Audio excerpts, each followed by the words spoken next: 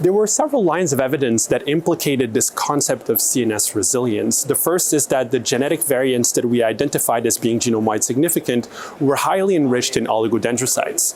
The second is that when we expand our view and look at genetic variants across the genome, we see enrichment in CNS tissue. And then the third is when we use Mendelian randomization approaches and polygenic score approaches, we can see that individuals that are genetically predisposed to longer education, to higher educational attainment, have lower MS severity. And so education in our genetic data has a protective effect. And so we interpret that as the influence of neurocognitive reserve. And so taking all these lines of evidence together, for us, suggests that MS severity is mainly determined by neuronal and glial responses that determine how well the brain copes with injury from MS, but also from aging and from potentially comorbidities. And I've also mentioned earlier that we see association of our genome-wide of our genetic variant with pathology in people with MS, where we see